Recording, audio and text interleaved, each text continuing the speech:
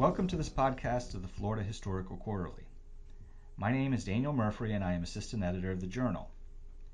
If you are new to these podcasts, please visit the Florida Historical Quarterly on Facebook, where you can now access abstracts of each article in the current issue of the Journal. Today's podcast features an interview with Cynthia Patterson, Associate Professor of English at the University of South Florida. In the interview, Dr. Patterson and I discuss her article titled Catching the Spirit, the Melrose Ladies Literary and Debating Society, 1890 to 1899, that was published in the fall 2017 issue of the FHQ. Please introduce yourself to our audience and tell us a little bit about your academic background. I'm Dr. Cynthia Patterson, and I first want to thank the Florida Historical Quarterly for their interest in interviewing me on this research project. I am currently an associate professor, the associate chair, and the acting graduate director in the English department at the University of South Florida, Tampa. I like to tell people that I'm a late-in-life academic because I completed my PhD in cultural studies from George Mason University in 2005 at the age of 48. So academia is actually my fourth career. But I began as a journalist, and that rather helped me in the projects that I've been working on since I completed my PhD. I teach in an English department, but I really consider myself a cultural historian, certainly by doctoral training. My bachelor's and master's degrees were in English, but my PhD in cultural studies. My first book, Art for the Middle Classes, focused on a group of Philadelphia illustrated magazines from the 1840s that circulated engravings of original American artwork to a wide national audience.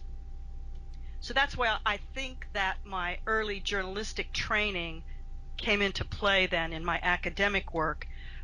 And since 2010, I have edited the leading journal in my area of research, which is called American Periodicals.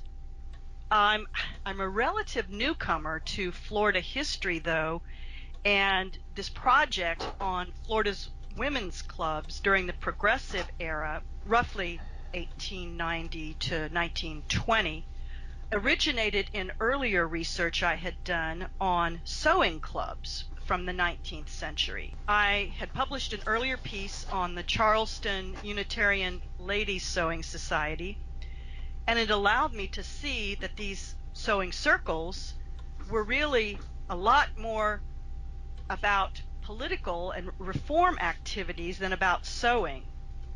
In fact, one of the scholars in this field argues that these sewing circles were more like the political clubs that men participated in the 19th century, and the same activities went on for women as the political clubs did for men.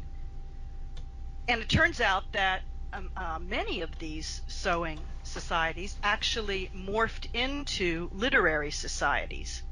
And the names of early clubs that were recognized in Florida often had names associated with sewing groups from an earlier era.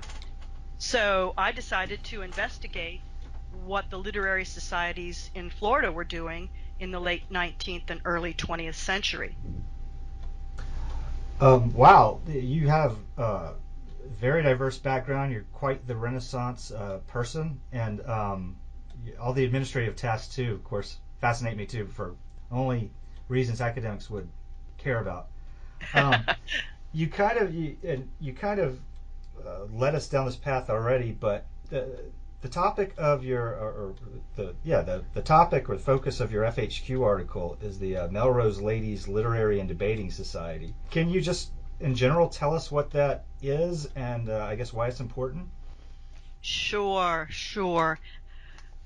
This group arose in Melrose, Florida, very small community still today, in 1890. And it was one of what would come to be hundreds of women's groups in the state of Florida by the mid-20th century. And the club was actually founded by two northern transplants, a woman named Eliza King and her companion Nellie Glenn, and they had relocated to Melrose using King's small fortune that she had inherited from a deceased father and spouse to invest in orange groves in the state of Florida. And so they got together with 6 other women and the 8 original members of the Melrose Ladies Literary and Debating Society met fortnightly, that is, every other week, as was typical of the sewing circles earlier in the century. And they met in the homes of members, and it turns out that all the members of this club had relocated here from northern states. Now, some were seasonal residents, but most of them lived in Melrose year-round. And so they held their meetings every other week, year-round, to plan activities related to reading, to writing, to debating, and also to be engaged in the reform activities in their little village of Melrose. So, and I like how you made the connection between the sewing clubs as well. Were they kind of the norm for late 19th and early 20th century Florida, or were they an exception? How would you characterize their role in society, I guess? Well, I've had the opportunity only to examine 5, 6 different records from what is now, I think, over 200 clubs that are still active in the state of Florida. I've examined records from Green Cove Springs, Apalachicola, Palatka, Daytona, and Tampa. And from what I can tell, the Melrose ladies were a little bit more radical than some of their sister clubs were in terms of at least their reading material. I think the reform activities were pretty much in line with other clubs, and certainly the Florida Federation of Women's Clubs, to which all of these clubs belonged, would circulate a newsletter that covered the same kinds of topics and activities in terms of responding to local legislation being proposed, to state legislation being proposed. So it's clear that women's clubs in general were very active in the ways that they could be in the politics of the state, both local and statewide. But in the case of the Melrose ladies, what they chose to read and to debate about does seem to be a little more radical than some of the other groups whose records I've examined so far. Okay, well, as a follow-up then, I'm really intrigued. When you say radical, how were they radical? And are you saying for the town they were in or the region they were in, or do you mean in the topics they were covering? Well, I think first of all, in some of the topics that they discussed, they were talking about sexual relationships and the age of consent for women. They were talking about the lives of Black Floridians, how to improve them. They were talking about prostitution in the state of Florida and how to put an end to it. And I did not see evidence of that kind of debating going on in the other clubs whose records I've examined. Most of the clubs whose records I've examined kept themselves to the literary in a more academic sense. So they were reading classic British authors, they were reading some American authors, they were perhaps talking about literary topics or historical topics. But the Melrose ladies were very finely focused on topics that were, I think, at the cutting edge of reforms of the day. Can you speculate on what maybe made them more radical in the topics they chose? Well, I think that the early leadership of Eliza King and Nellie Glenn likely radicalized this group in the first decade.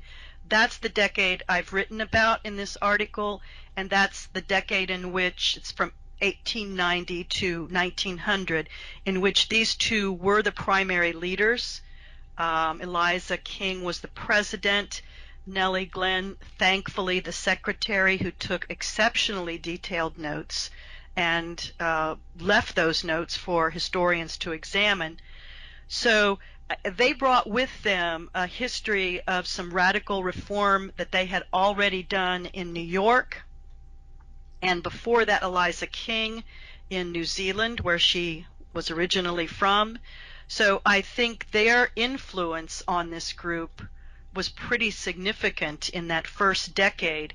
I have examined records of the society after these two left the society at the end of the decade, the end of the 1890s, and it seems that at that point this club reverted to something that looks a little more like the other club records that I have examined in terms of focusing on literary and historical topics rather than sort of cutting edge reform activities and topics.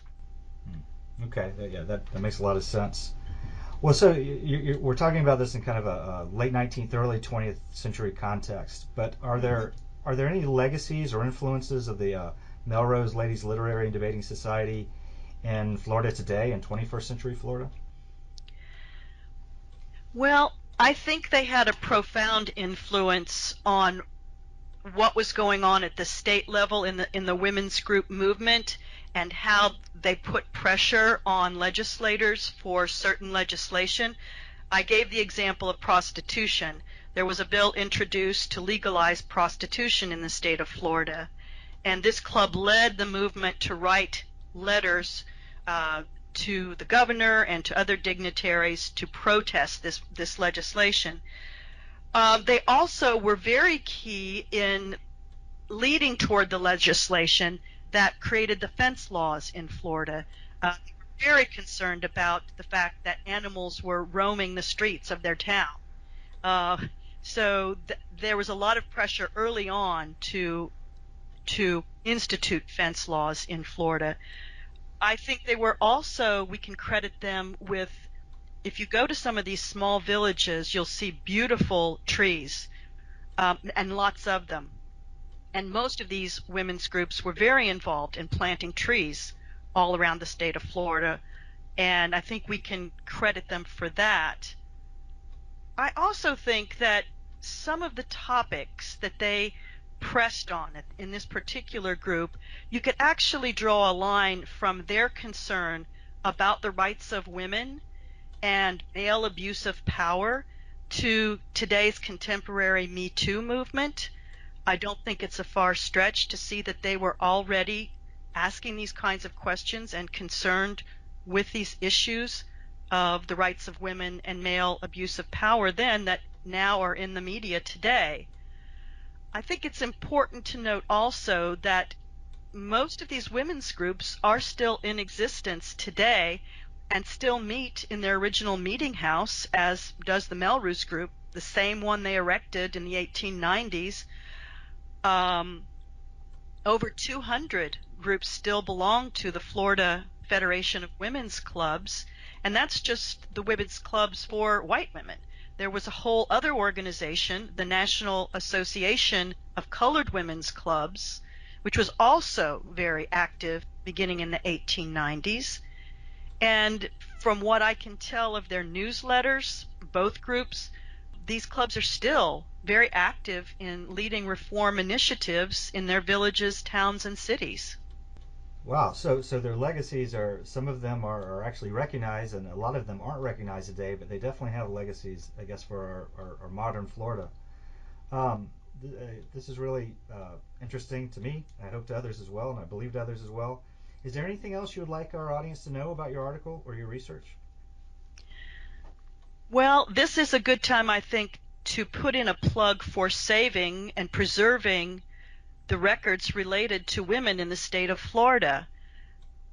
I have read the leading textbooks that purport to teach the history of Florida, and there is very little in there about what women were doing.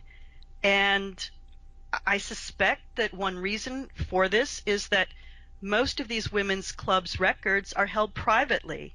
They're held in the homes of the secretary of the club. in the clubhouse or a storage unit, some of which are not climate controlled. I was fortunate that the records of the Melrose Ladies Literary and Debating Society had been donated to the University of Florida. Otherwise, this would not have been known to historians. So I would urge our listeners to think about the preservation of records, particularly records related to women and what women were doing in the state of Florida and what Black Floridians were doing. I have written another article that I hope will be published about the activities of some of the clubs associated with the National Association of Colored Women's Clubs. But doing this research requires that I travel all over the state, to the records, to where they're held. And this can be costly and time-consuming. For the most part, you simply will not find that these kinds of records have been collected and archived in libraries, museums, university archives, and they certainly have not been digitized, with a very few exceptions.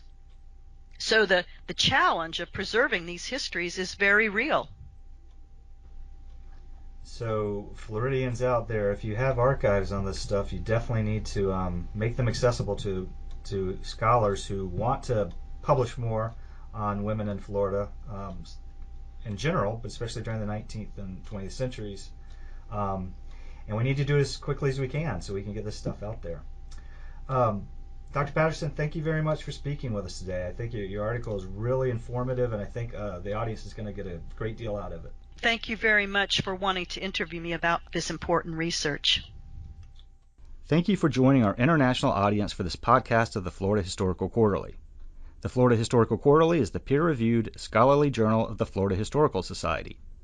The Society was founded in 1856 and is the only statewide historical organization in the state of Florida. The Society is headquartered in Cocoa, Florida, and the editorial offices of the journal are in the Department of History at the University of Central Florida. I hope you have enjoyed the Florida Historical Quarterly podcast and that you will consider supporting future scholarship on Florida history by becoming a member of the Florida Historical Society. We also invite researchers to access back issues of the Florida Historical Quarterly on JSTOR. Thank you again for listening to the Florida Historical Quarterly podcast. If you enjoy listening to this interview and know of others who enjoy history, please tell them about the podcast and have them find us on Facebook.